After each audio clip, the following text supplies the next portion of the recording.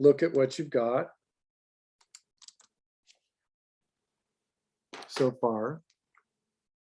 All right, so for anybody here right now, is there anything new in walk part 1? Then chime in. Tristan? I've fixed the telescoping issue Okay. with my walk cycle.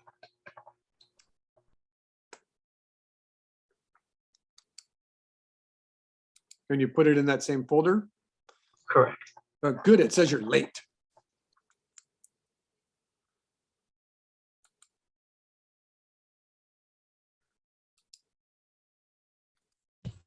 I also fixed mine as well. Okay, Yolanda, I gotcha.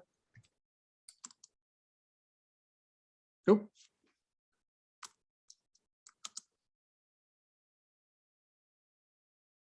Okay, it looks pretty good, Tristan. I think now we can see your right leg is much better.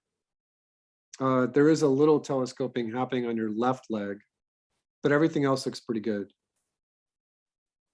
Do you see the telescoping happening on your left leg? Oh, shoot. I do. No, it's good. And remember that very rarely do animators just get it right the first time. So don't be dismayed. When I was learning how to animate, I was on ground. I was doing the walk cycle I was doing, actually it was quadrupedal. It was a cat walking along a fence. And I must have had to animate that cat 18 times before I got it right. Now, that's not to say it took me 18 days.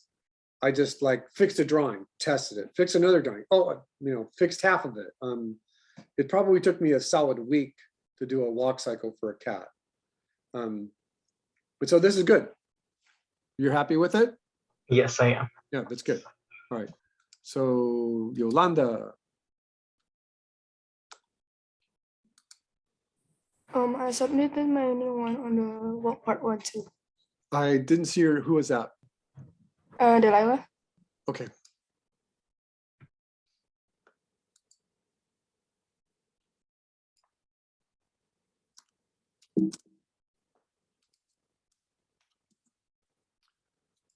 Computer just refuses to do the keyboard shortcut for loop. Loop. All right, so Yolanda. Yes. It looks a little better. I thought of you this week because I saw an old guy in my neighborhood walking with the cane. And I think it's pretty good. But remember that your feet are technically on a treadmill, right? Right. And so I think that's one thing that you just kind of have to imagine is that he's walking in place, but there is a treadmill going on. So I'm going to try to get Zoom to wake up here. And I don't know if I'm going to be able to do this correctly. I think what I'm going to have to do is get this out of the way. Oh, hold on a second. Get this out of the way, then try it over. Let's try it again. And hopefully what I'm going to draw for you will make perfect sense, right? All right, so I'm going to use my black pencil. All right, so what you have is you have a ground plane. And let's just say that this is the right leg, his right foot. And then just a little bit deeper in perspective, you're going to have the left leg. And then in the top view, you're going to realize that as your character is walking along, your feet are actually pretty close together. Notice yourself walking that if when you walk, your feet straddle a straight line and your right and left foot are just really almost touching that line as you walk along. And then that means that if he's got a cane in his left hand, that cane is going to be on a walk cycle or on a line in perspective that's just a little deeper in perspective, right? If we have a perspective grid. So having said that, what I think that I'd like you to imagine is that you've got that arc of motion for the feet, right? We talked about this, right? There's your arc, and whatever it looked like, I think yours might be actually a little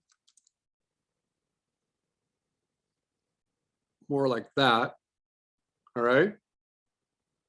And quite literally, if you're going to the intermediate level of animation, that you would really be thinking about the left leg having a line of action would be just a little different because it's in perspective. And so your cane, the tip of your cane is going to be right on the cane, and then it's going to come up and go down. So your cane needs to be moving at a very regular rate, and it should stay in this line right there of perspective for the cane. And now you can see that the only thing technical is that you've got the cane going up and down a little bit. It jumps from the back position to the front position just a little too fast. Zip, see it zip right there? Yeah. So I think you would definitely want to make that smoother. And that is by either adding in or doing a different breakdown position of the drawings. I can see that your hands or both arms are doing kind of the same thing. You know, but it's good. And you're getting there. But the suggestions there would just be a way to improve it. Yeah. To make sure that that tip of the cane stayed on the ground plane. Right. And the other option would be is that you could just have him dancing with the cane. You know, don't get too carried away, but it looks pretty good. Okay. Thank you. Thank you, Yolanda. All right, and then I'm sorry, who else? It's Vivian? still Delilah.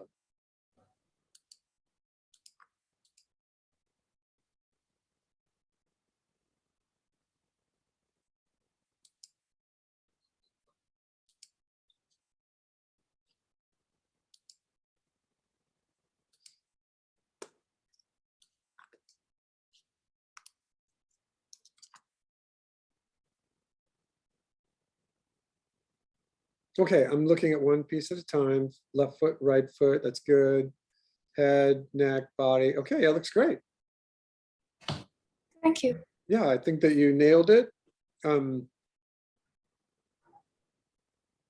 I see that the arm doesn't straighten out in either the front or the back position. What could be just an intermediate kind of fix, because the arm kind of has the same bend to it, which is, it's fine. If you were to look at someone actually just walking in real life, that you'll see very few people move like this with their arms. You know, we exaggerate this just so that we can get the drawings in the right place. But you know, you're walking around every day, you're watching people, and you're like, oh, God, that guy's strange. He's got a strange way of walking. You know what I mean? I was at the San Francisco State's College of Extended Learning, and my class was on Saturday mornings for animation class. And it was like the most terrible moment of my life, where I was supposed to be somewhere on that Saturday morning, but there was no one to sub my class. And that class was held in the Westfield Shopping Center, like right on Market Street in San Francisco. And I talked to the class the week before, and I said, no, I have this really strange thing. I was trying to get a sub for next week because I can't be here right at this time. And I forget what the thing was. It was something with my kids. I had to take them to school. I don't know what it was. And I said, but I have an option for you. So I said, what I would like to do is have you come here. I don't know if the classroom will be open or not, but I want you to go down into the Westfield Shopping Center and just watch people walking. You don't have to draw if you don't want, but just watch people walking. And the homework was, I want you to watch them close enough so that when you come back up to me, that you can copy their walk, right? And I said, I've got this one guy. So I'm gonna put this away because this is good. And I said, I've got this one particular guy, and I live over by Sloat, the Lucky. There's a post office there. There's a Noah's Bagels on Sloat here in the city, right by Stern Grove. And I said, so sometimes what I'll do is I'll get myself all on a scudder and I'll say, you know what? I'm going to walk around Lake Merced. And walking around Lake Merced is almost 5 miles. And so I always do that thing in an animation class where I have calculated, say, well, how fast do you walk? And I said, well, I did this one thing because between 19th Avenue and Sunset is exactly 1 mile. The city planners, when they were drawing out the maps for San Francisco, 19th, which is Highway 1, 101 goes that way, but 1 becomes 19th Avenue in San Francisco, and Sunset Boulevard are exactly 1 mile apart. And I lived right in between them. So I would get my phone open, I would get my step counter open, and I would go to the top of 19th and I would walk at a regular pace all the way down to Sunset. And I was like, wow, that took me exactly 20 minutes. So that means I was walking 3 miles an hour. Everyone okay with that? Exactly 20 minutes. So, and I realized that walking uphill is a little slower. Walking downhill can be a little faster. The average that people walk is about 3 miles an hour. And so when I'm walking around Lake Merced, I'm like trying to push it because I'm trying to get exercise. And there was this one guy, let's see if I can do this. And he was like there all the time. He would be walking around Lake Merced all the time. But when he was walking around Lake Merced, he would be walking like this. He would be swinging his arms like this, trying to get exercise. And he's walking at like 4 miles an hour, just puffing it. I'm like, oh my God, he's going to kill somebody. Because, you know, if you're riding your bike past him, he's like eating up 6 feet of space. You have to be careful. You're going to get smacked just trying to ride your bike around it. Every single weekend, this guy's out there, you know, oh my God. Like, dude, there's better ways to get exercises for your arm. Sounds like a pretty healthy guy though. I don't know. I never ran into him. But you do see the same people kind of all the time. Everyone's got their own different way of walking. And in fact, the adage is that this is a very introduction way of animating and saying that you've got, what is this? I just found some strange notes. That you've got a certain character and you do a test like this just to figure out the basic timing. You've got 4 drawings that are copied. So you've got a total of 8 drawings that are keys. And then all the keys need in-betweening. So you do have a total of 16 drawings. And then you go into it and you say, how do I make this character in an individual kind of timing or spacing so that it looks different from every other character? And when you do this, you become a better animator because you're thinking of the character, you're thinking of their attitude, you're thinking of their state of mind, whatever it is they're thinking, and the acting that goes behind that. And so you try different things. You try putting the first key on 3s and the third key on 1s, and you try to exaggerate one of the keys just a little bit or put more of a forward lean on it. Or you study videos of other people walking and you realize that we haven't talked about the front view of the walk cycle where your hips and your shoulders cantilever each other as they're walking. So there's lots of things that you can do to get yourself into the mode of really hashing out that walk for an intermediate to an advanced level is really, does that walk belong to that character? It would be really strange if Elmer Fudd walked the same way as Bugs Bunny. it would be really strange if Bugs Bunny walked the same way as Mickey Mouse. And that's kind of like leads into that one comment that I made, and it's still a real thing where you get hired on as an animator, you learn, you're almost like an intern for a long time, and then you become an in-betweener, and then you become a key assistant, and then you become a lead key assistant, then you become a journeyman animator, and then you become an animator, supervising animator. But while you're an animator, if you ever had a chance to work on an extended project like a feature film, you might find that you're doing in-betweens for the raccoon on Pocahontas for 2 years because you're on the raccoon team. Now, I didn't mean to say it like that because I already used the word raccoon today, like 3 times. But it is a real thing where you get really good at doing a cartoon style walk, then you'll do the Sultan in Aladdin as opposed to Jafar. Or you get really good at drawing female characters and you become the female animator. And they had that kind of presence going on at Disney for many years. That he was like, you're the villain team. You're really good at drawing dragons. Oh, all of a sudden you find yourself animating dragons for 8 years. Because one project leads into another and you're like, wow, I wanted to animate. I love to animate, but I didn't realize I was going to be animating dragons for 8 years. What is your portfolio? What does your website look like after that? Well, hopefully you've been picking up little side shots here and there, so you do know how to animate lots of different things. All right, have a small class today. Billy, Yeah. I submitted like another version of the Okay, animation. perfect. Let us take a look at it.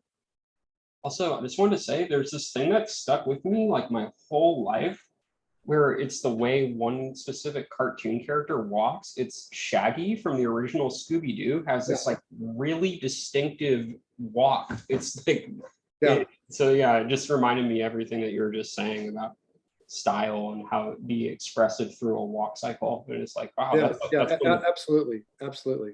Really stood out. Is this the one right here? Yeah, that should be it. It's like a dog. I believe it's a dog, little dog guy walking.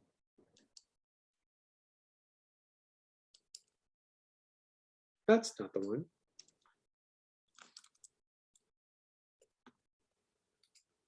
Let's try that again. So on your like YouTube page, I saw that there were these videos of you were like teaching a class on how to animate like a tornado or like a hurricane a few weeks ago. Yes. What class is that? It's my effects class for the Academy. Okay. And you're welcome to watch all those if you want. You might accidentally become an effects animator.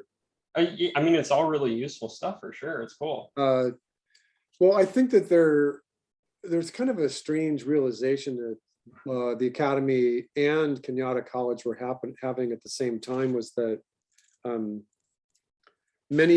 all of the instructors were recording their lectures and then putting them on YouTube channels.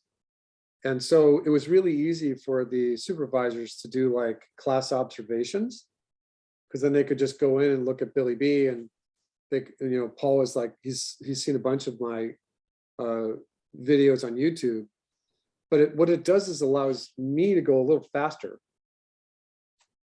And say, I'm going to just do this as naturally and as quick as I possibly can, instead of like lagging and waiting for equipment to work or something, because I know that you all can go back in and look at it.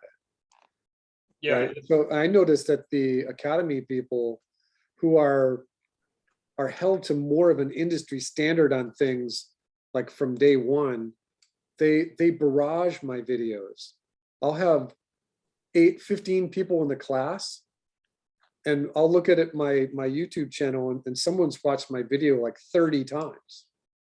And when I told my daughter that, she's like, oh, that's just you, Papa. And I'm like, no, I'm not watching my own videos. Why would I do that? Catherine, shut the fuck up. It's definitely super helpful. Like one of the teachers I have doesn't do that, and I like can't get the lectures to work, like to rewatch them. Oh, Now no. YouTube makes it super easy, makes it way better. So this is great. Thank you. Pretty much just Again, you look at just one little bit at a time. There's a little click in his left arm. I think one drawing might be out of position. Here's your first frame. 3, 5, 7, 9, 13, 15, 17, 19, 21, 23, 25, 27. Oh, so it's the hookup between drawing number 31 and drawing 1. Watch. it's See it that there? sweet spot. See how it jumps? Oh yeah, totally. There you go. So just fix the last arm drawing. It's so I'm looking at his left elbow. Mhm. So in that elbow, it comes like this, but then it stops and it jumps before, watch it at the loop. See Oh it? yeah, there it goes. So smooth it. Okay, cool. Yeah, it really jumps there. Cool, thank you. Yep, you're welcome. The other thing that you could try to do is get the hands to have more of a straight line with the lower arm as they go into the front position. But it's good. This is a good walk. Thank you, Cool. James. Thanks much.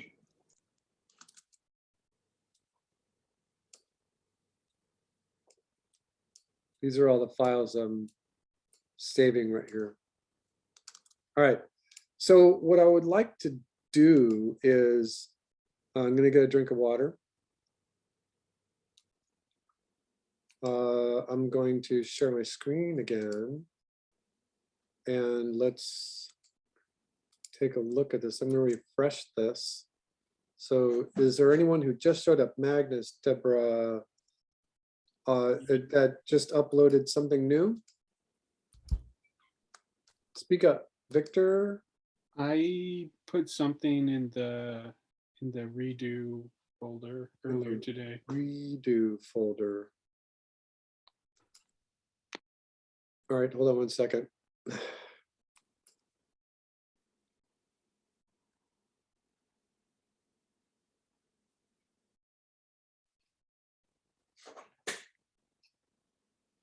Well, I have this part 2 that I haven't looked at yet. Water spot. So the Is redo the- folder, like, so I just fixed up my walk cycle. Is that what's supposed to be the walk cycle Yeah. part 2, or was that something Yeah. different? yeah. So did you put it in this folder right here? Yeah. Oops, hold on.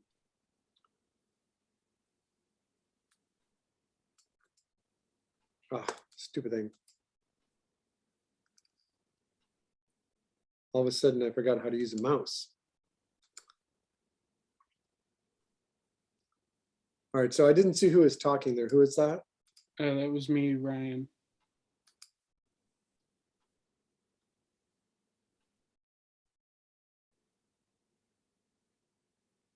Ryan, you said? Yeah. Okay.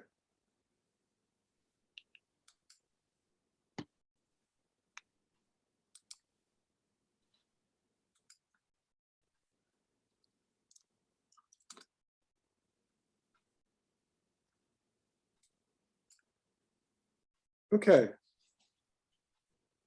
So I think you've definitely got a lot of squash and stretch going on with theirs, but you're allowed to do that. This character is a bubble. He's a ball character and he has a lot of squash and stretch. It's working.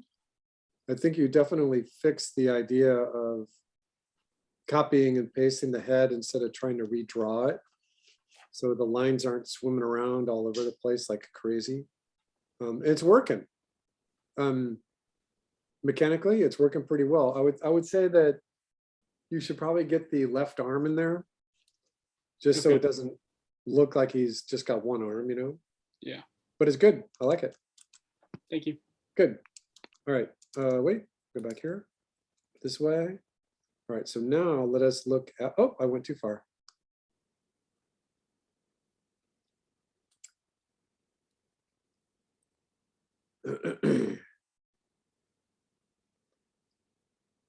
All right. I think that I already looked at the script with gestures. I just haven't graded that yet. So let's look at this one. So this is walk number 2. And this is Yolanda. We might have already seen this one. This is the same one, Yolanda? Yeah, I think Yes, it's the it's same the one, same yeah. one.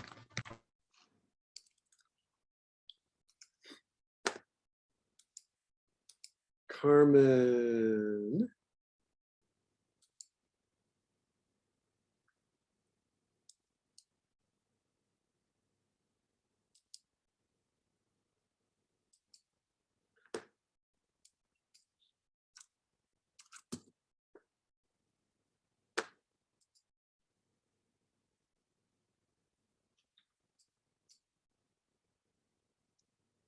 Okay, this looks great.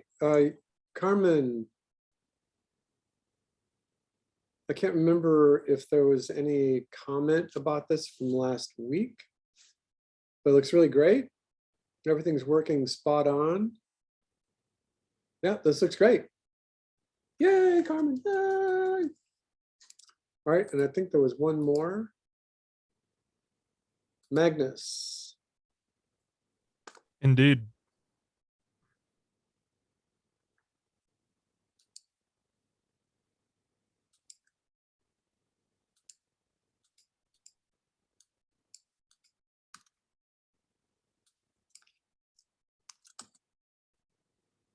All right, again, one thing at a time. The near foot, the near leg, the way leg, arms. That looks okay. Okay. Everything's moving pretty slowly up and down. Yeah. There's a big foot clump. Clump. Yeah, I think that you've got his left foot going below the ground plane right here. See that? Oh, yeah. And you definitely want to tweak that before you put it in your final shot. But then it comes up, so there's a big difference right there Hmm. in the spacing and direction that his foot is going. And then it's up, that's right. You try to avoid that telescoping thing, but where's the foot clump? It could be the hookup between your very last drawing and the first drawing. Hmm. It's just a subtle little clump, because I think what's happening is the foot is in the same orientation that it is from the last drawing to the first drawing. So it ends up looking like just a extension, right? Rather than moving forward and going down, it looks like it's just going down. So that Hmm. ends up making it look like a clump. But that's okay. Yeah. It's still good. It's still working pretty well. Okay. All right, thank you, Magnus. Thank you. All right, and now let me. Hi, Professor. I just submit my progress. Okay, and where did you put it? Walking backward. Walk 1 or walk 2? One. Walk 1, okay.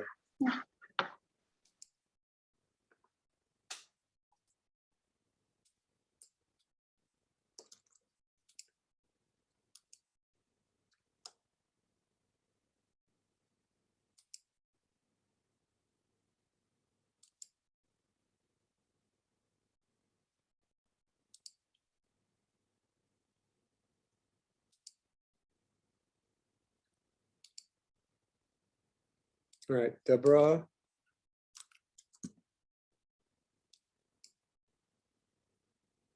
Okay, this looks good too.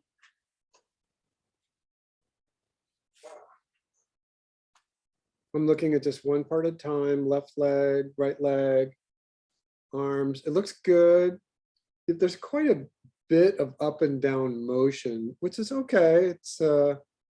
It doesn't always have to be subtle. I think the only thing that's really catching my eye is that the left leg is nice and long right here. And then as it goes into the back of its arc and into these drawings, it shortens up quite a bit so that it ends up looking like the left leg shrinks just a little bit right here. So again, it's long. And then as it goes here, I don't think you bend the knee enough so that at speed, the left leg looks like the lower left legs looks like it's just a little too short. But that's okay. This is really good. It's looking good. Thank you, Deborah. It Thank looks you. good. Thank Yay.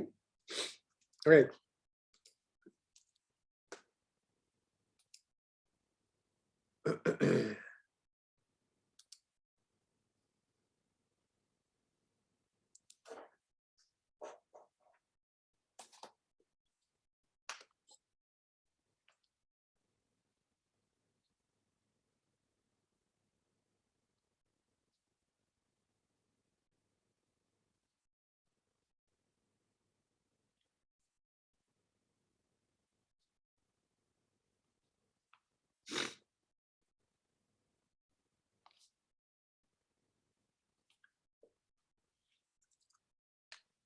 Sorry, I'm just finishing attendance here, everybody.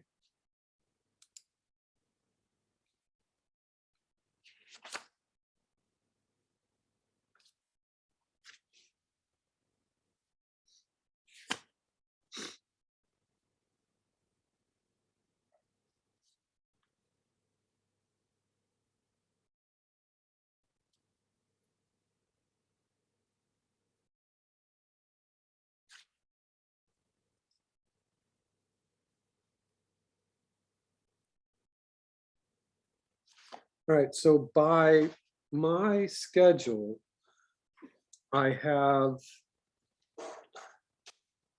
looking at my iCal right now, and if I'm wrong about this, somebody yell at me, but I believe our last class is Wednesday, the 25th. So we meet 3 more times. Does that sound about right to everybody? We meet 3 more times. Chloe's like, yay, thumbs up. Okay.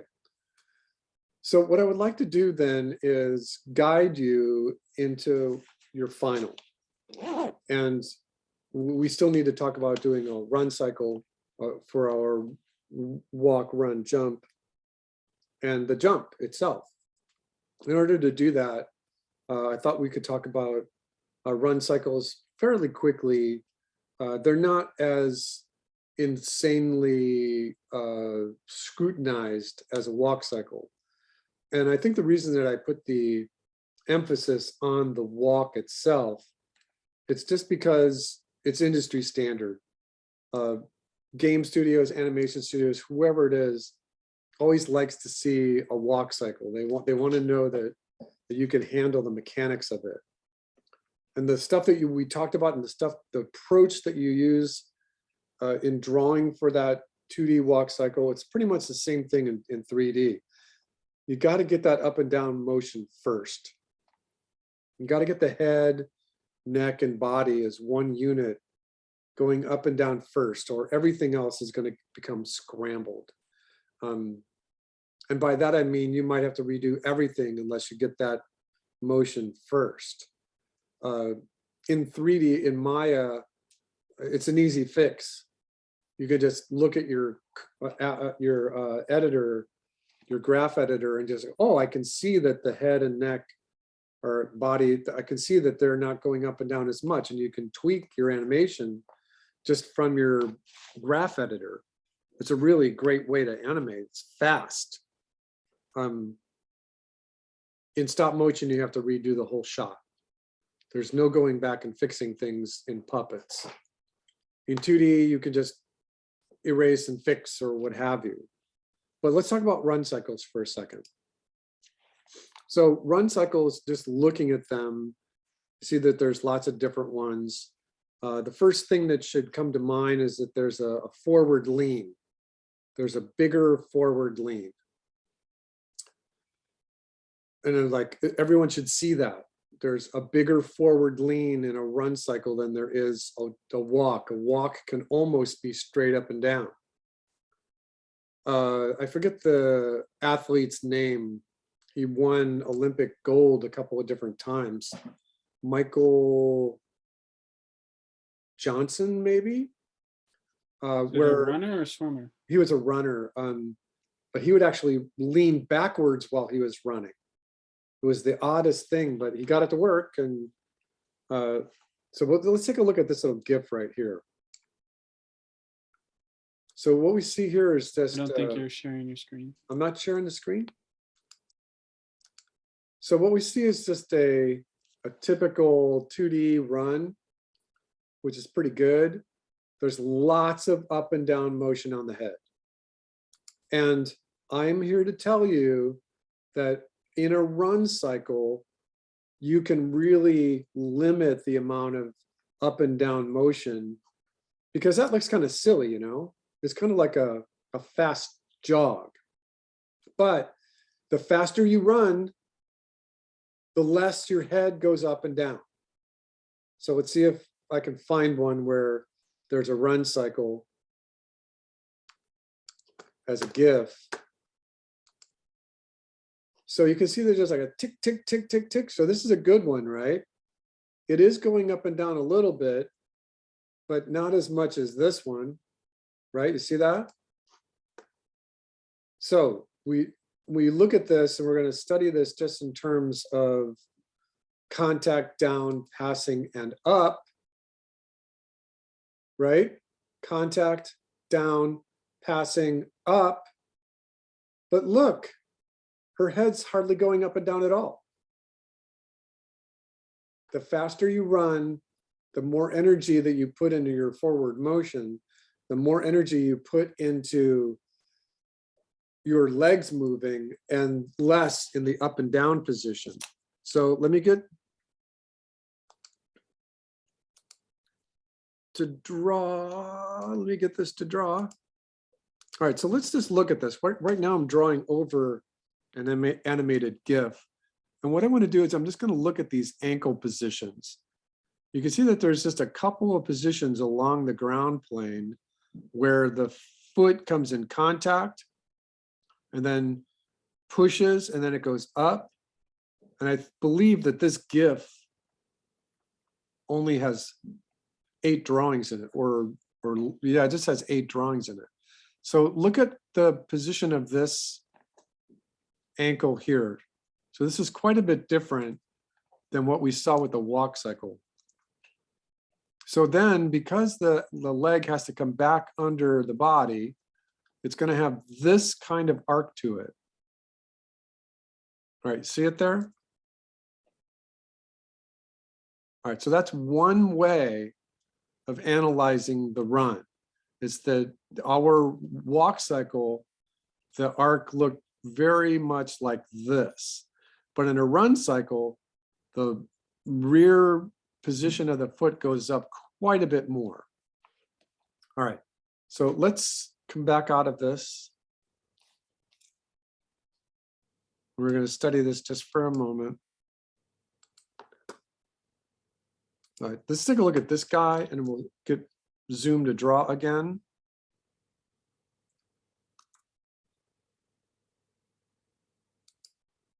All right, so he's moving a little slower. He's probably on 2s. So we're just going to look at those ankle positions. You can see, again, there's a big swing upwards, right? And then the foot comes back down again, and then there's this forwards position. All right, so you can see that repeated. This is probably the same animation right here, just cleaned up. So let's take a look at that one. And it's just the same animation, just cleaned up a little bit. Again, there's a lot of up and down motion going on in the head, a lot of motion. So let's take a look at, I think we already looked at this one. Let's take a look at one more that just we can get our heads around it just a little bit more. All right, so let's look at this one. I like using this one sometimes because the Richard Williams book is handwritten. He drew all the pictures that are in the animator survival kit, but he also hand wrote all of his words instead of typing it out. And a lot of times in his examples, My desk nicely cleaned up here. Something you're supposed to do. I couldn't. You couldn't? Why? Because I was doing work. hey, mute, mute. But he also spends some time talking about things that are just unusual. Yeah, probably change. So he talks. So a lot of times he talks about actions or cycles or whatever it is that are just kind of either abnormal or just a different approach. So the Richard Williams book can be kind of confusing sometimes. You have to kind of make sure you're understanding what you're looking at when you're looking at that book. And here's a really good example of just a regular run. So as we did with the walk, the arms are pumping away twice as fast as the feet. And he's not quite as exaggerated with the run cycle here as he was with the walk. So here's another. This is still the same Richard Williams, right? So this is the regular one. So this is the contact down, passing, and up positions. Contact down, passing, and up positions. So what I'll do is I'm going to draw over this one so that we can pull our arc of motion. And I'm waiting for Zoom to wake up. Come on, Zoom.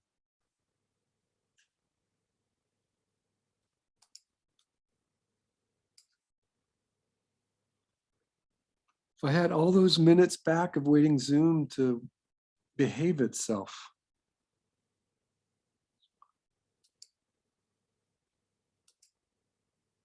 Okay, so what we're going to do is we're just going to study this ankle position right here.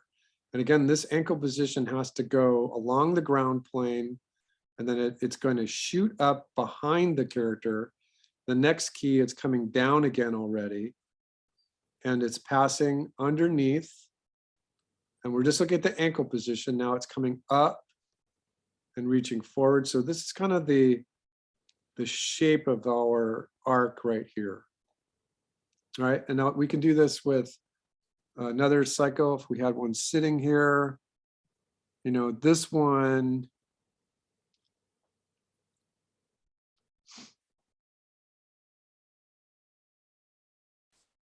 you know, it's the same kind of thing where the arc is really exaggerated underneath and behind.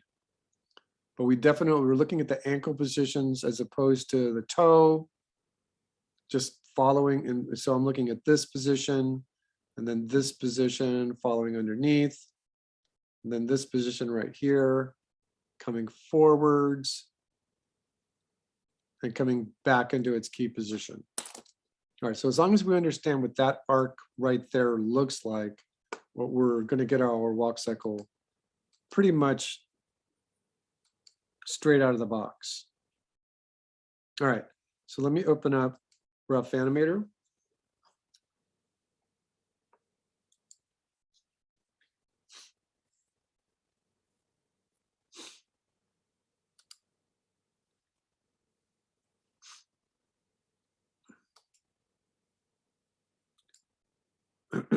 Okay, so we're going to use the same kind of approach that we did with our walk cycle.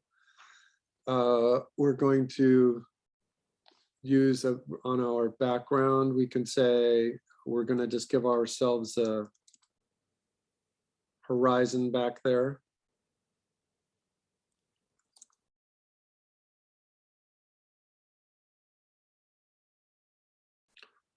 Layer one, we're going to call this our arc layer. We're going to give another layer. This is going to be our rough. Another layer layout if we need it.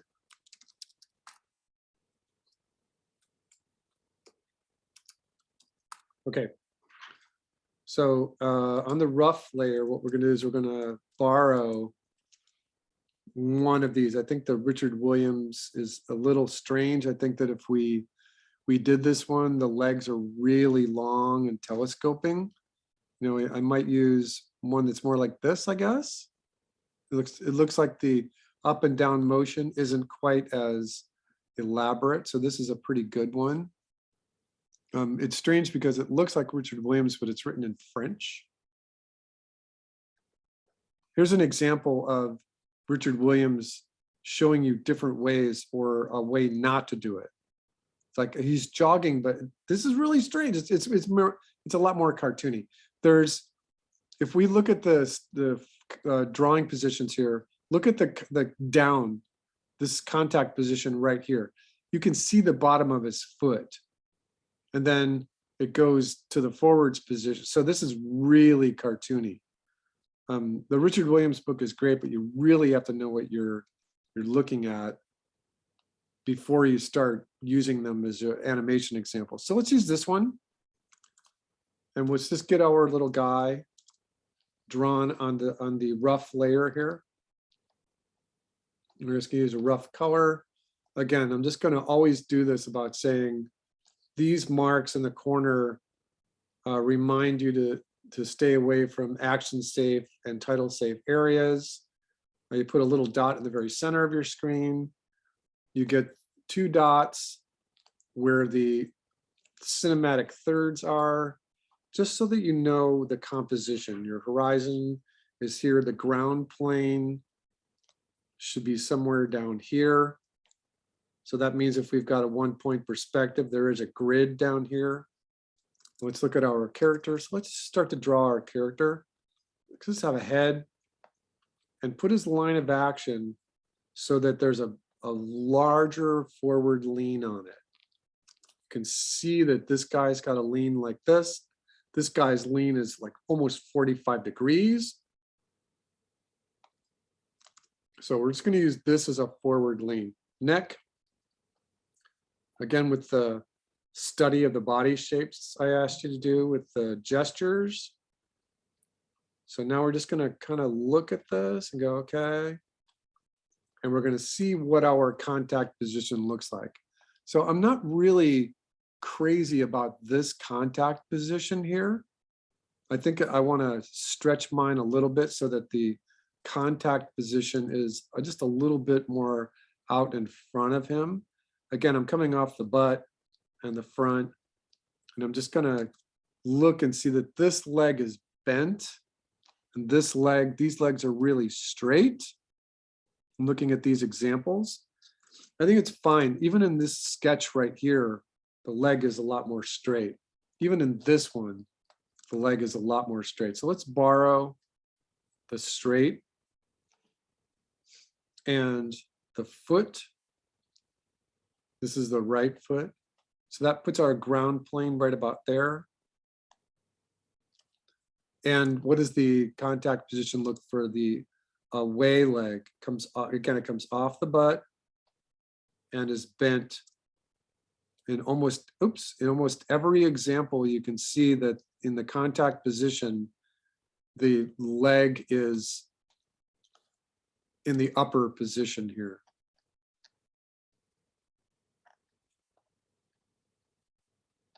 All right, so he doesn't have a lot of, this example here doesn't have a lot of motion going on with the arms. So again, we're just borrowing from things. This one's really cartoony right here. And I think this one might be from Richard Williams as well.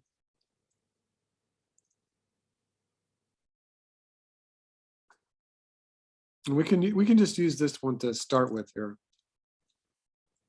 All right, so what's happening with the right arm then is that the right arm is up and backwards, and the left arm is more forwards, like that. In his example here, his shoulders are almost in line with each other. And you can do that if you want. Here, they're just a little more relaxed, which is fine. All right, so that's our rough. That's just our basic rough. in our arc layer, what we're going to do is we're going to see what this looks like. So we've got, this is our ankle position. These are our wrist positions. Again, this is just on the arc layer. So what do we got? 1, 2, 3, 4, 5 drawings, 6 and 7. So we've got arms, contact down, and in between passing, 2 passing positions and up, contact again. So there's actually 6 drawings in this cycle. The 7th one is a repeat of this one.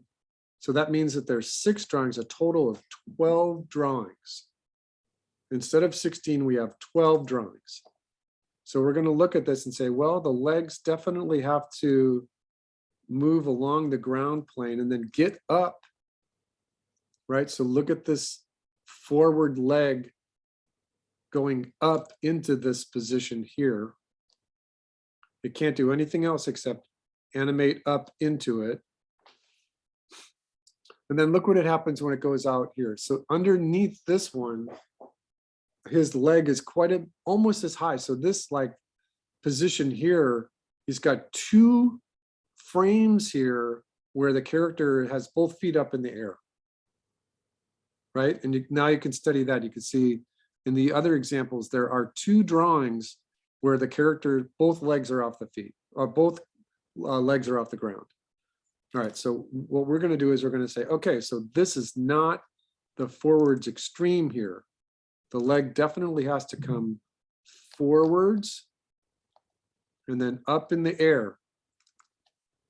You know, what's that ankle doing? It's coming, it's underneath, and then it's going up before it goes down.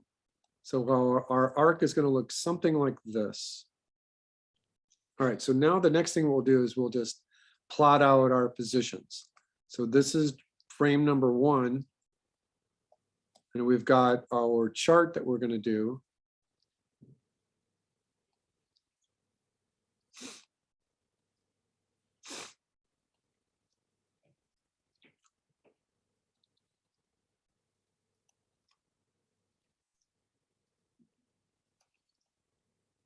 All right, so by all relative performances in animation, as long as there are 6 drawings in an example, and the 7th is a repeat, that means there's 12, that 1 and 7, 2 and 8, so these are the same silhouette. And we're not going to do it like we did before, where we're going to do everything separately. We're going to do it all together. So it should be a little faster, but we want to make sure as we get these ankle positions in the right place. So this is drawing 1, it's 7. So this is position 7. 1 and 7, 1 and 7. Okay, so the foot is on the ground plane and then it starts to come back.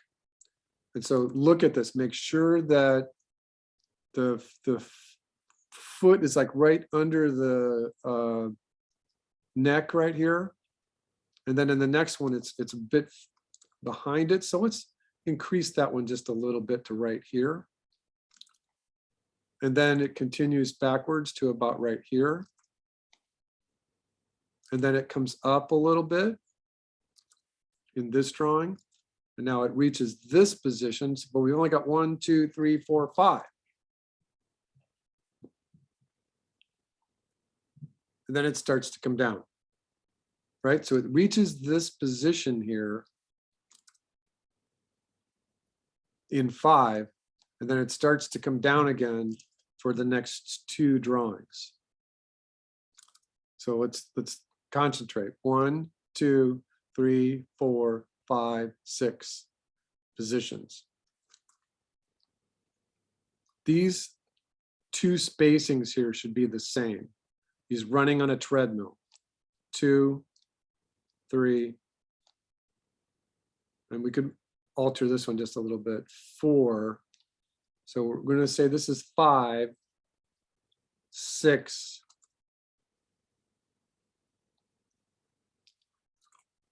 and 7.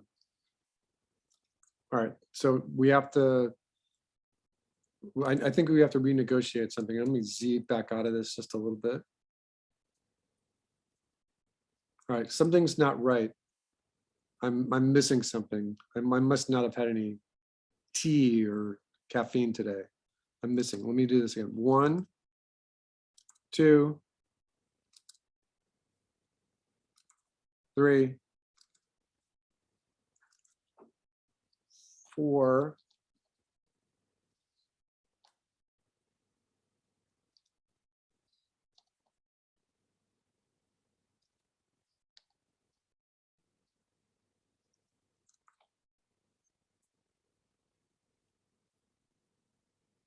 5,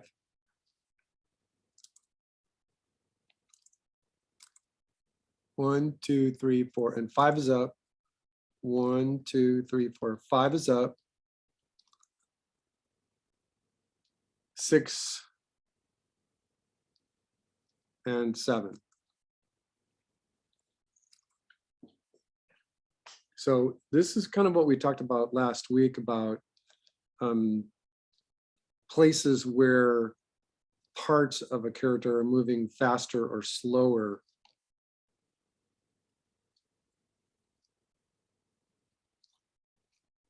All right, so if we define this 7th position here, so we have, I'm sorry, the 6th position, 5 and 6,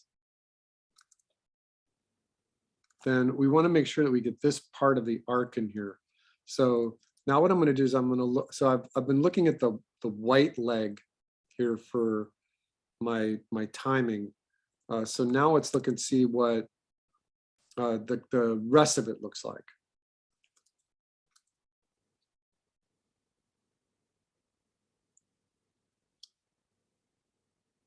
All right, hold on 1 second.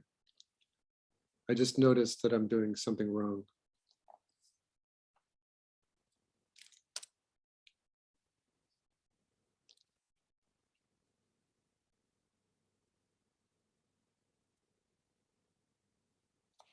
This is what I get for using a different example than I usually use.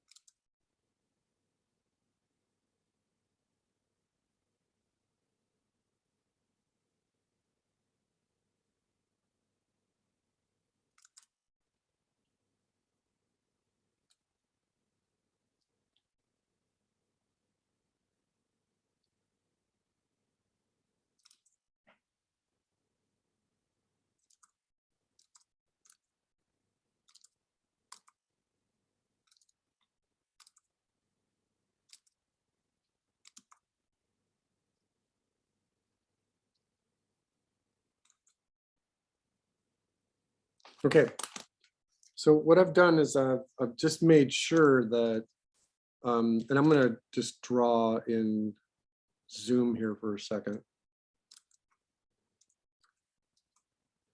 So what I've looked at here is just making sure that I'm getting my arc correct. I want to make sure that this is correct before I do anything. So what I'm looking at is that I wanted to make sure that this is defined correctly. This, and I can see that just copying it from this position, it's coming down, and then it's going forwards, and then it's going upwards just a little bit. And then these two are the same drawing here. So it spends like this quite a bit of time going from this position up, and this is where he's off the ground. So I just want to make sure that I'm getting the legs in the right position. So that's all I'm doing right there. All right, so I'm going to come back out of that, and I'm going to do the same thing now for the wrist positions.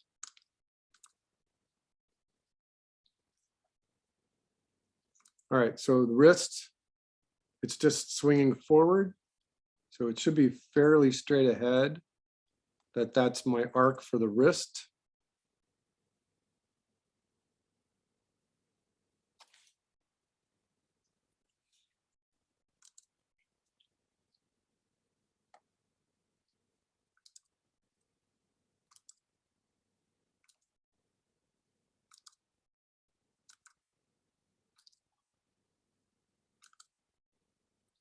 All right.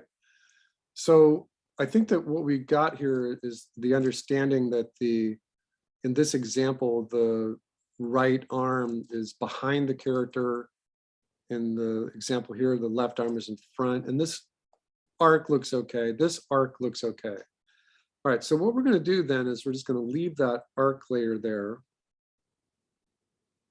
And on our rough, we're just going to use a rough color here. We're going to take the rough down a little. Oh, I'm sorry, hold on a second. All right, we're going to take our layout layer down too, because I just want to redraw it so we get it in the right place. Use a blue color. All right, and then we're going to just draw number 1.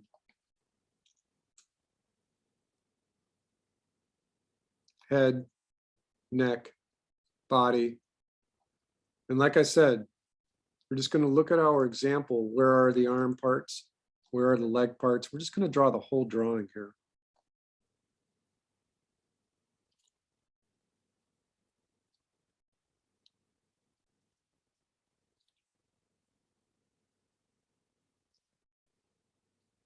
Come off the butt, come off the front.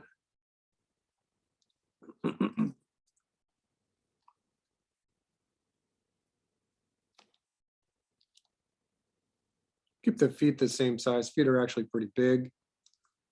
You know, he's got his hands clenched here, so we'll just draw a little mitten.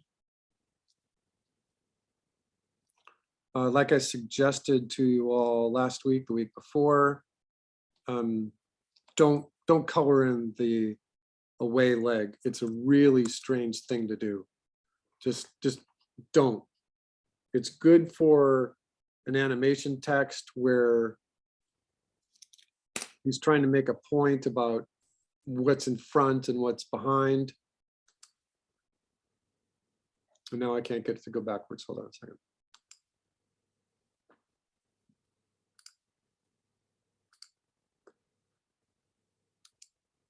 It's strange. Okay, we'll find it again.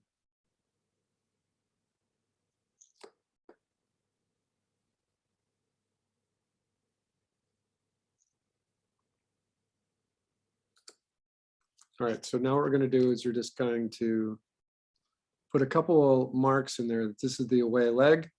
This is the away arm.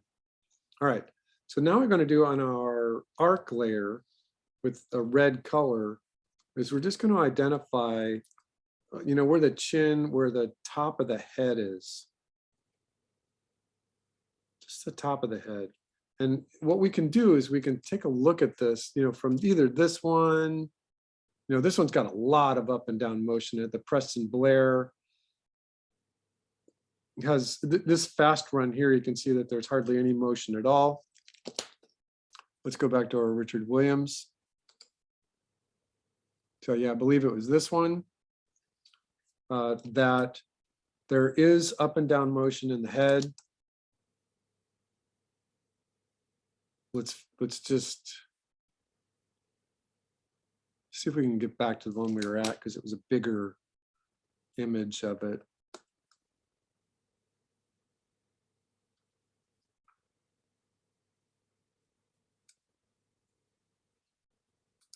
Oh, there we go. All right. Down. So what we're going to do is we're just going to take this, you know, our rough layer here. We're just going to take our head, neck, and body, and we're just going to copy it on this next rough layer. Come on, behave yourself. Rough. Add a drawing after. So right here, what we're going to do is we're just going to turn our onion skin on.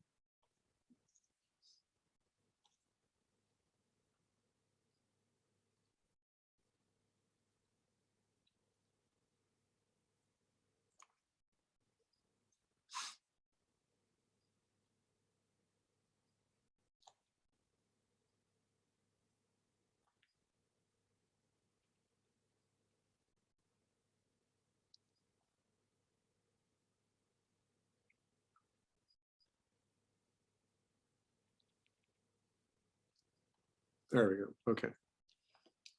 All right, so what I'm going to do is this is the drawing before. And so what I'm going to do is I'm just going to, sorry.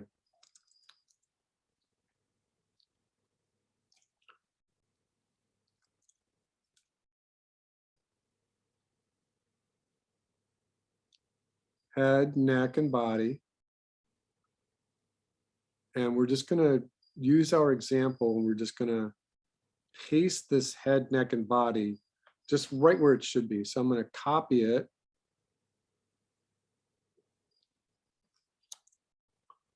And go to the next, add a drawing after. And go back to this one. And our example says that this is the down position. So we're going to just wait for this to behave and move it down. And then in this position, we're just going to paste what we got and leave it where it was. And it didn't pick up my position.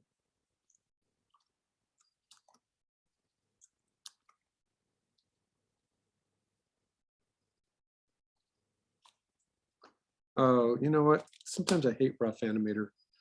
Hold on a second.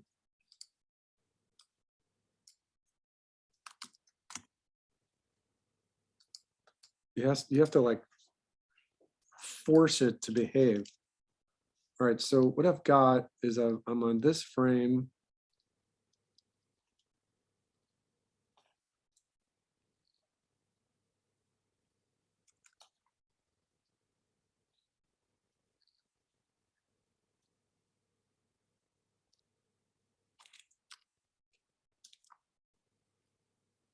There we go.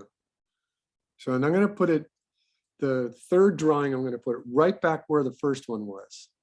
See that? Right back where the first one was.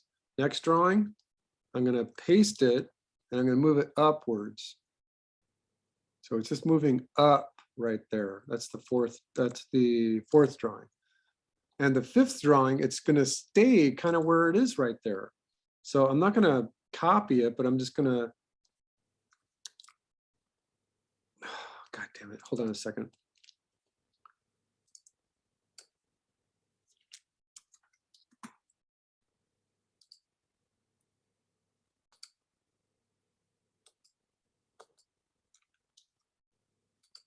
Still not behaving itself. This is costing me too much time.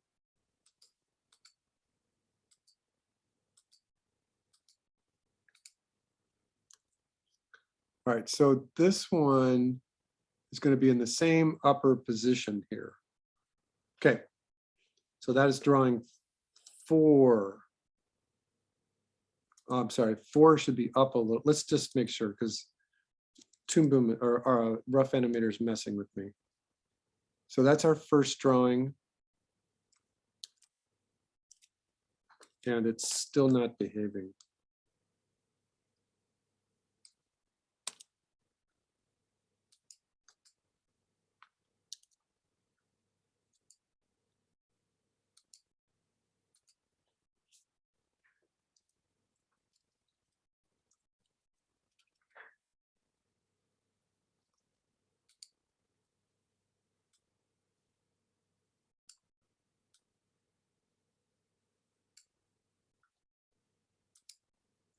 All right. Hold on a second, everybody. I'm fighting with Rough Animator right now. I am going to Z out of this.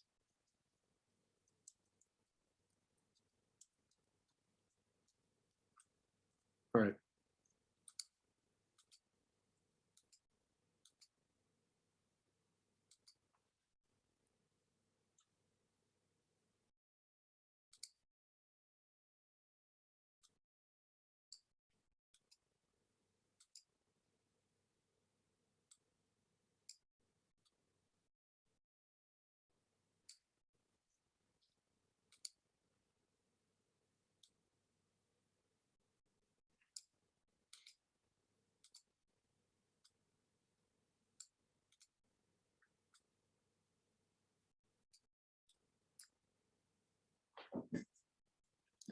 All right, I'm going to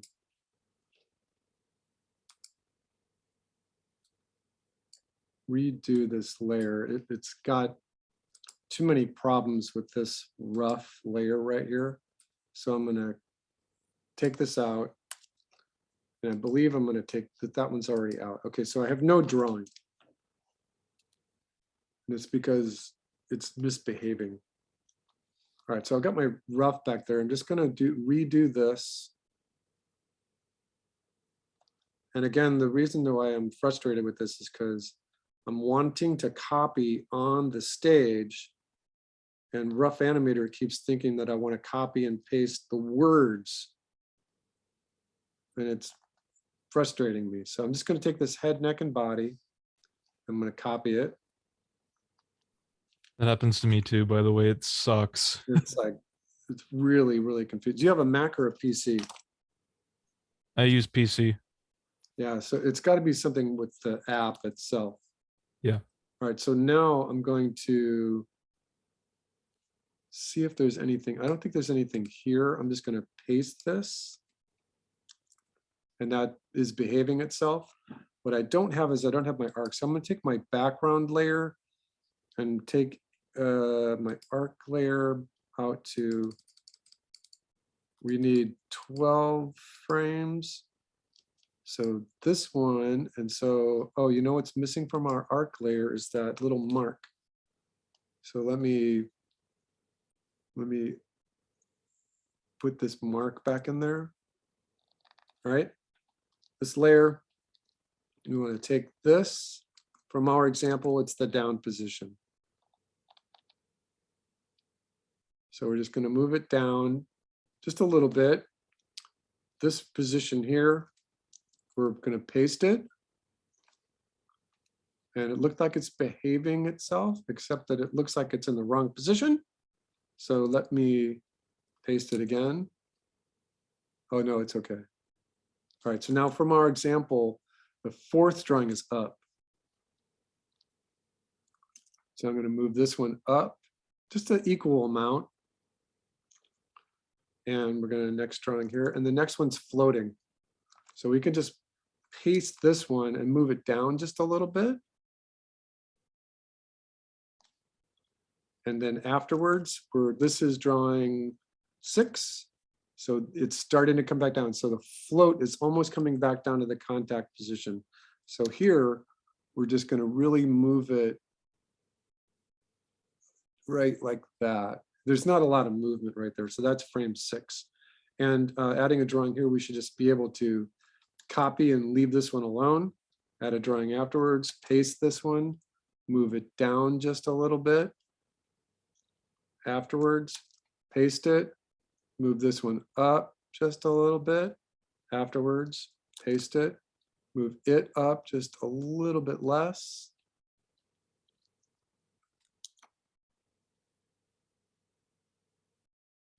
And one last position. All right, and then let's just.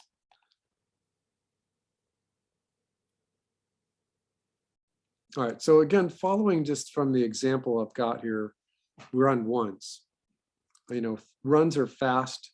And what you want to do is you just want to make sure that there's not a lot of movement up and down, because it's there, but it's not that prevalent. So now that we've got that head, neck, and body moving, you know, correctly, mostly correctly, we can then just go and do our legs. All right, so, and I forgot what color we were using, but that's okay. On our rough drawing number 2, with the onion skin turned on.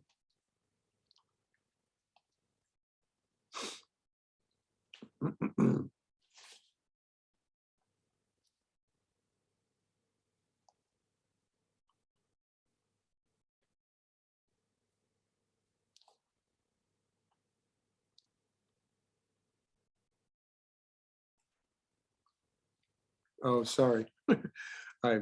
We have to complete drawing 1 right now. All right, so drawing number 1.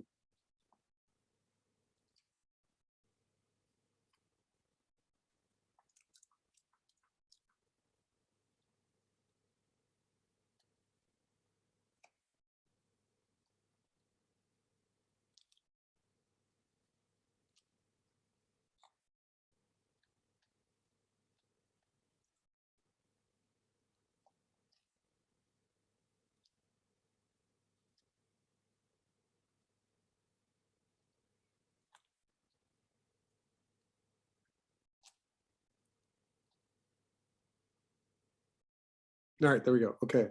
Just a few lines to indicate that was the left. This is the left. Okay, good. All right, so now with our onion skin on. Now we look at our example. Our leg is bent and into this position. That's the ankle. So remember to keep your foot down here. Where's the other leg going? It's underneath. It's following this position here, but it's like behind him already. What's the arm doing? You know, this arm, it looks like it's starting to come forward a little bit. So let's bring it forward just a little bit.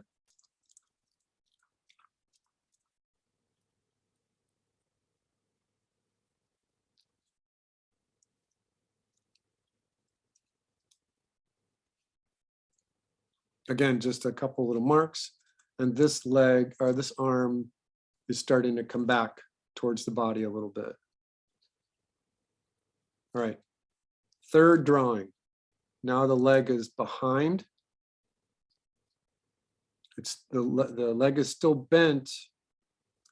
You can see that there's a little bend in there. And the away leg is already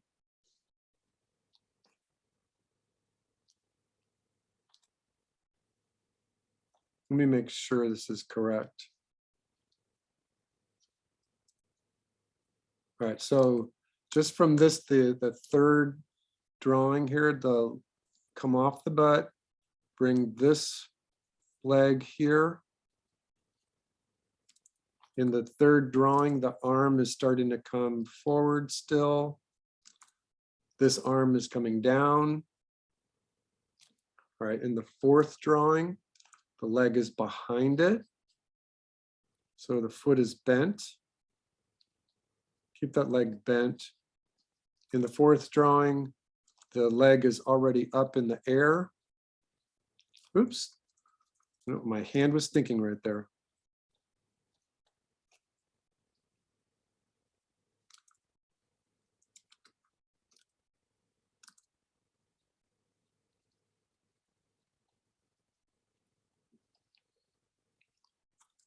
All right, looking at this fourth drawing, the arm is coming forwards. You just see the elbow back there. Fifth drawing, now this is where the guy's up in the air. So just copy what you see for the fifth drawing. And I'm gonna just hit that mark. Oops.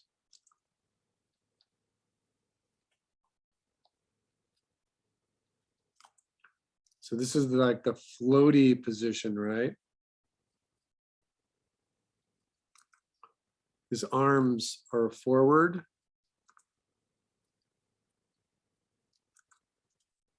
And backwards at the same time. Sixth drawing, this is like the in-between.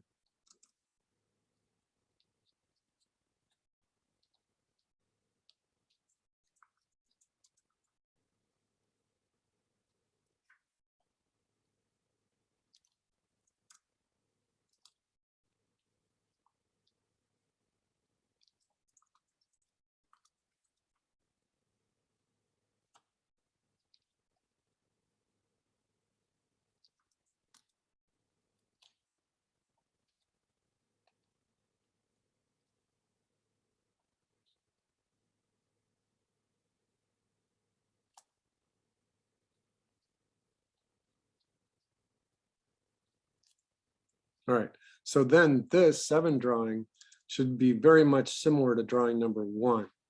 And what we can do is we can just play it to see that the first part works.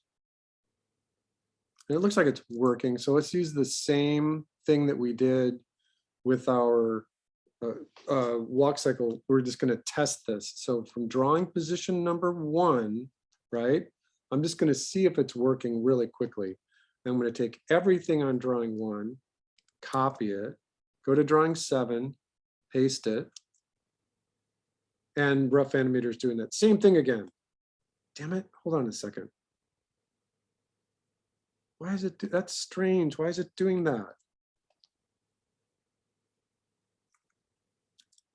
Oh, it's still doing it.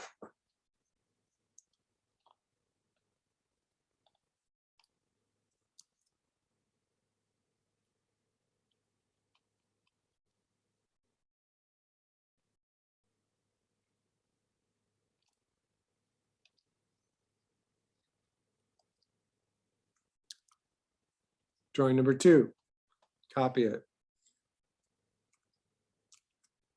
Drawing number 8, touch to like you're on the frame, paste it. Okay, drawing number 3, copy it. Drawing number 9, right? Paste it. Drawing number 4, copy it. Drawing number 10, touch it, paste. Drawing number 5.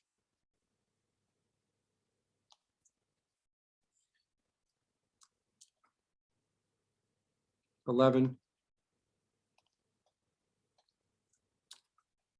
and 6.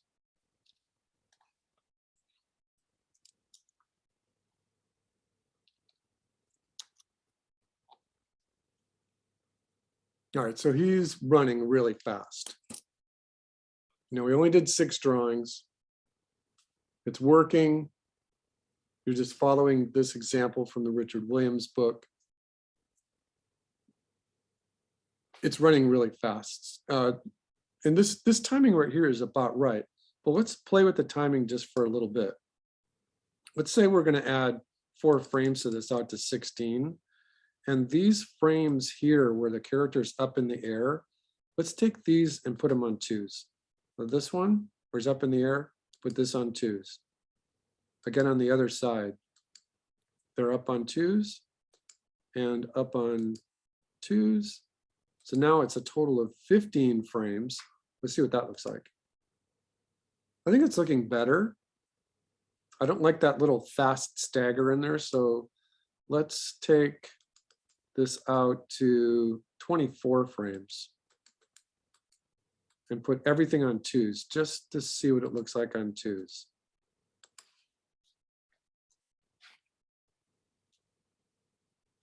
So in our walk cycle, we had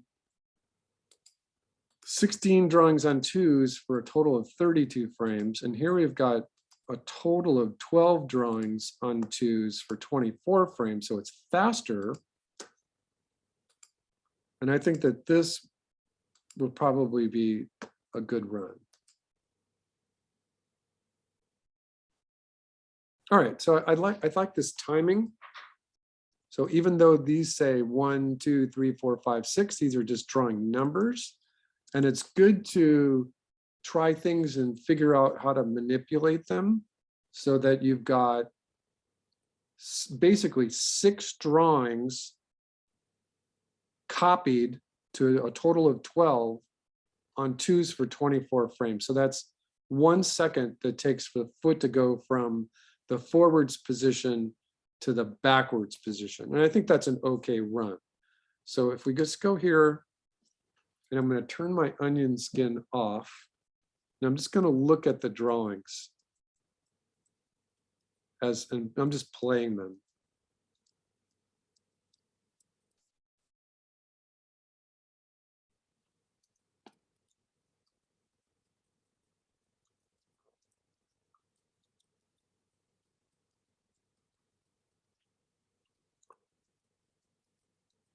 Again, what I'm doing is I'm looking at one part at a time. And the reason why I'm doing this is because I was just a little rough with my drawings of the arm positions. And when I'm looping it, it kind of looks like one arm is pushing the other out a little bit. So what I'm going to do is I'm going to get a different color. I'm going to get like a light blue color and just do a tiny little bit of shading just to make sure that the position of the drawings are in the right place.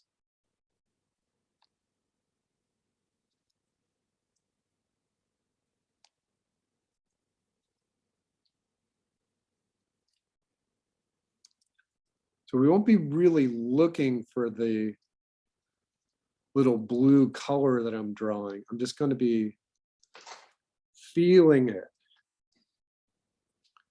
Oh, hold on a second.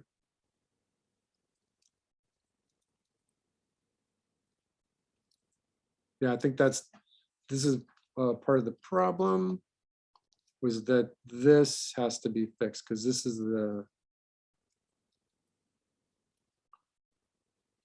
We didn't switch the legs. When we copy and pasted it, we were supposed to switch the legs. All right, so now let's take a look at it. So even with that little fix right there, it looks a little better. Let's go back to our blue color here and just make sure we're identifying the away arm and leg correctly.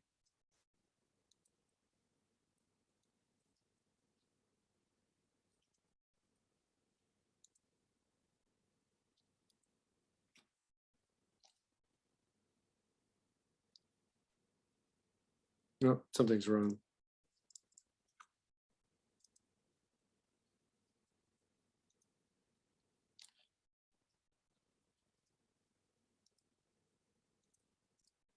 All right, continue. Let's just make sure.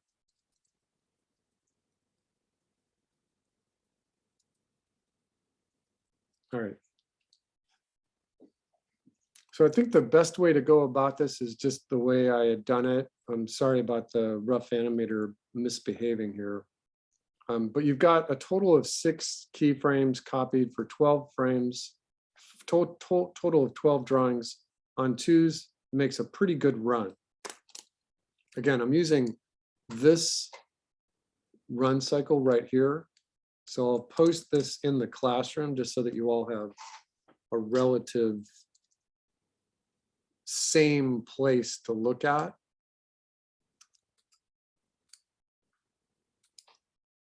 Same example to look at. And I'll put that just in the discussion area.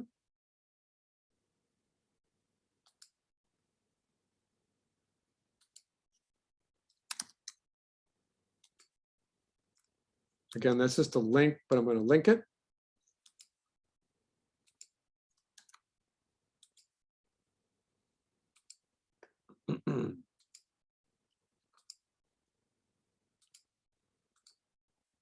All right, so you should be able to have that.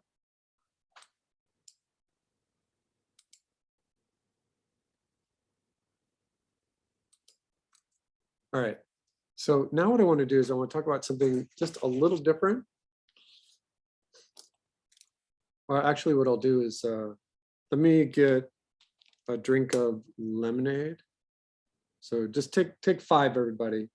Take 5 and I'll do the third part of today just in 5 minutes. Take 5. All right. Just a short break right there. All right, so what I would like to do is remind everyone that this run cycle and the walk cycle are the biggest part of the class, this part of the class. And that the run, catch, jump idea is a good one. And if you can get to it, I'll give you extra credit. It's not absolutely required. So we can spend the next couple weeks just making sure that your run cycle is working. But we do have enough time to talk about the next phase, which is thumbnailing and storyboarding. You've already got your script. You've already written that out. And so what I wanted to do was spend a few moments in trying to get you into the process of putting it all together. You've got the idea of what a walk looks like. You've got the idea of what a run looks like. But how do you put this together with the catch and the jump and the landing? So the first thing that I wanted to do was just review again some of those images that I've posted in the storyboard area that are a character jumping. So I'm just going to click on this one. And you can see that it's just a really wonderful gestural sketch with the characters in a run position. And then they take an anticipation downwards. They plant both feet and then they push up. You know, there's actually, it could be another drawing missing there where they push up and then they jump over this box. But it's a good example. You know, it's a pretty good example. Let's take a look at this one. You know, every drawing is a different color. It's the same thing. The character's standing neutral. They move backwards as an anticipation. They start to run. They take one step. This green drawing would be better if it was down, squished a little more so that it move the drawing upwards, but it's still a good example. Let's take a look at this one. This one's just a little different. This one, the character is taking an enormous anticipation. Maybe they were running, and this is the big anticipation, and they're jumping up into the air and they're flying for 4 keyframes, and then they land much closer to camera. This is a superhero. Most people can only jump about 3 or 4 feet. This character here is jumping maybe 30 feet because they're jumping up into perspective so much. All right, so let's take a look at this. Here are the characters just doing a standing jump. So they're swinging their arms behind them and using it to get the momentum in this straight pose to come off the ground and land. This is the, this might be Richard Williams. I'm just looking at it, animation mentor. Yeah, this is Richard Williams, where you can see that he's written the word anticipation. So a neutral standing pose, an anticipation, the stretch pose, back into a squash, stretch, squash, and then back into the relative pose again. So let's go back to our main board. And there was one other one that I posted. Your character doesn't really need to land on their feet. They can tumble if you want. So this character is jumped up in the air and they're doing a somersault. A typical jump right here. It's just a few drawings, but you're doing it straight ahead. So a couple of things that I would like you to think about. So I'm just gonna stop this, stop. And I'm gonna open up a new one. And this is one of the better things about rough animator is that you can just kind of think about things for a little bit. But the problem is that in Toon Boom, I'm used to drawing out here, but you can't draw off the stage in rough animator, but that's fine. So the next phase that I would like you to think about is you've got, your run, catch, and jump,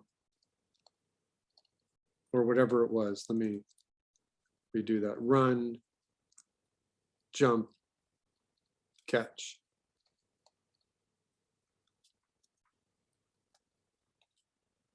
Land, right? So those are your main things here. So what I wanted to do was just do 2 things at once and just talk about the idea of thumbnailing.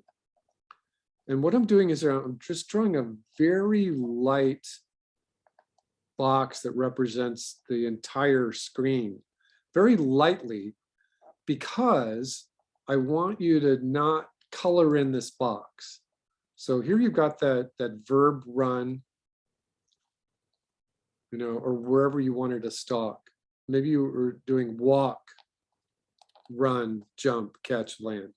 So in this case, just go in there and draw a small version of your walk cycle, just to give you an idea of what's going on.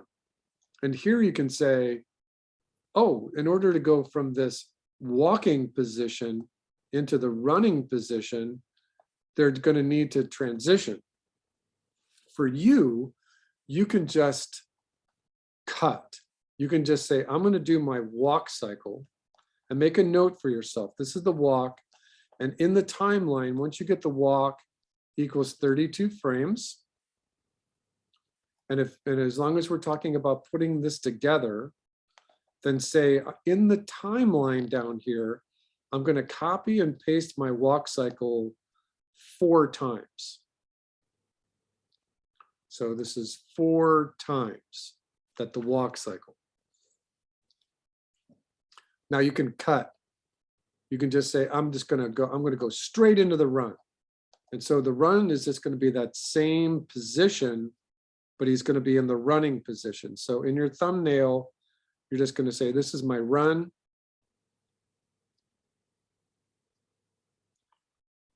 And then you can say, I'm going to do the run for 3 cycles. So this is a cut. And those are in the same place. So you can make a little mark right here to say they're right in the same place. And this cut right here is it's going to be a jump cut actually, which is fine for us. Because this is the meat of the run, walk, run, jump, catch. Because then you get into the jump. How do you want this to be? So once again, I'm just doing this very lightly because I don't want you coloring in the box. And the camera here is following our character. Our character is walking in place, they're running in place. But once you get to the cut for the jump, now you can say, hey, I'm gonna use my example here that the character is going to take an anticipation. So they're going to go from the last frame in the run to a anticipation position. So just in your thumbnails, draw yourself a more of a squashed pose. You can put both feet on the ground if you want. You can get the arms like this. It's just a thumbnail. So that's your anticipation and squash. And then find a jump that you like. You know, what is he going to do? Is he just going to jump in the air and catch something? It should be fine. And so in your rough animator, you would take this jump and you would let that jump last for probably 18 frames.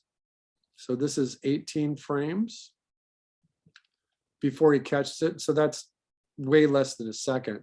And then just draw what it looks like for the character that you designed catching something. So now he's turned around, he's looked behind him. Just figure out where this thumbnail is going to land. So he's going to run, jump, he's going to catch something and land. And so again, just thumb this out. And so he's going to catch it and he's going to land. So what does that catch look like? So he's going to bring his arms together. He's going to land. And then he's going to settle. So now you have him like, if you were looking at your cinematic thirds, he just really simply went from the left cinematic thirds, and then he took the anticipation, jumped, and he landed on the right cinematic third, and now he's just standing proud that he's got his little ball or something. So that's just as simple as you can make it. The walk, cut into the run, and then cut right into this jump anticipation pose. Draw the arc so he's going to be up in the air. This one's, I could redirect this thumb a little better because it doesn't look like he's up in the air enough. And again, it just depends on what you were thinking of doing. So here he's actually turned and facing the ball. And here he's going to turn again. So you can make a little note that he turns in midair. And then he turns again as he lands. And then this is the settle. So the idea of thumbnailing then is just mimic this 16:9 ratio in a very simple little sketch like this. And this just gives you a rough idea of this is your whole little clip. This is the walk, this is the run. These are both basically cuts or a transition. It's either a cut or a transition, it doesn't matter. But remember that this is the big part here. Get the walk working correctly, which most of you have already done. Get this run working correctly. And then this part's easy. So you just do this little thumbnail of anticipation, and then he's going to be up in the air. He's going to land. And he's going to turn as he's landing and then settle. And this, if this anticipation and jump and catch is somewhere around 18 to 36 frames, you're only going to need probably one. You look at these examples, 1, 2, 3, 4, 5, 6, probably around 18 different drawings. 18 different drawings just to get the whole action working. And the idea would be is then that you've got this 32 frame walk cycle once, twice, 3, 4. You've got the run cycle, which is 12 frames. 1, 2, 3. And then on top of that, you got these 18 different drawings here, just in sketch form. They don't have to be fully developed. It's just getting that line of action and the volume working from our examples, any example that you want to pull reference from. And then in the timeline, those particular, this anticipation frame here might last for 4 frames.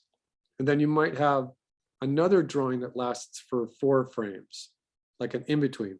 This drawing here, where it's up in the air, might last for 4 frames. Again, you're shooting for maybe a total of 18 different little sketches. And then he's going to turn. Maybe that's 2 frames when he's landing because it's a little quicker. And then he lands, which is 4. So this drawing here is on for 4 frames. And then this subtle drawing here, maybe that is on for a full, this is a little confusing. Let me move this out of the way. But you're going to need to get this subtle to read. And so you want this to be on for a beat. And remember that beats in animation are 8 frames. So that's why this frame right here has got a dark line on it. That's why this line is a dark line, because it's 8 frames. 8 frames is a beat in animation. 8 frames is a beat. So you might want 3 beats for this subtle. And if 3 beats equals 1 second, equals 24 frames. And he's doing nothing. He's just standing there. So you got 4, 4, 4, 2, 2, 2, and then you got this coming down here where he settles, and this is on for 24 frames. In this example, you can get away with 1, 2, 3, 4, 5, 6, 7, 8 drawings, just in order to get it to see if it's reading correctly. And then I can show you how to do in-betweens or breakdown positions. But this is the whole idea of doing the walk to run, jump, catch, land, settle. And all I'm asking you is to give it a try. And these little thumbnails are going to be the thing that really guides you, is the thinking about, are you moving from left to right, right to left? All you want is a simple horizon. Your thumbnails here should look something like this. They're just gestures. They're just really quick little ideas. And they're really literally the size of your thumb. They're not full-on rendered animation frames like some of the examples that you might see. They're just sketches. This is like a good one. This is a good one to look at. They're just sketches. He's coming up into perspective a little bit too. All right, does everyone understand? The meat of our class is right here. The walk and the run. That's the whole meat. And anyone can attempt to do the putting together is extra credit. How does that sound? That sound okay to everybody? Sounds great. Yes. Right. So Yeah, sounds make good. sure you get the walk working and you got all that underway. The run is easy. Just use the example that I've given you or any other run example that you would like that maybe matches your characters. There's tons of different examples out there. And then get your run cycle working for next week. Just first 6 drawings. It's a good place to start. And then figure out, do you have time? Do you have the drive to put together another 18 drawings just to make a quick little study for, and remember, you all had something a little different where you were thinking that your character is going to land. I don't know. You all had something a little different. Again, but I'm putting less emphasis on that movie, quote unquote movie, than I am for the walk and the run. The run, catch, jump thing will be extra credit. We meet 3 more times. We meet on the 11th, on the 18th, and our final is the 25th. So next week and the week after are the weeks when I would be able to give you heads up, pointers, critique on what you're doing. Just to make sure that you understand how to do things efficiently and cleanly as possible. All right, how's that sound, everybody? Everybody okay? If you're doing it right, you're having fun with it. So if you're drawing your gestures correctly, they're fast, they're easy, and just go with it. Let it roll, let it happen, see how it goes. And if you're doing it right, it should look easy. That's my quote. If you're doing it right, it should look easy. All right, I'm going to let you out a little early. That's okay. I will see you all next week. We meet 3 more times. Do you ever have Bye. like, Thank you. office hours or anything? Thank you. Yes, my office hours are usually, I come on a half hour, 45 minutes before class. Oh, okay, right on. And is it just this same Zoom thing? Yes. Okay. Yeah, same Zoom. Just come on early. And sorry, I got like last minute distracted. Is there anything due next week? Just like next? Not really. It's Not all really? due on the 25th. Okay, 25th it is. Yep. There- All right, cool. Thank you so much. All right, you're welcome. Yeah, have a nice evening. Okay, YouTube. Ciao, everybody.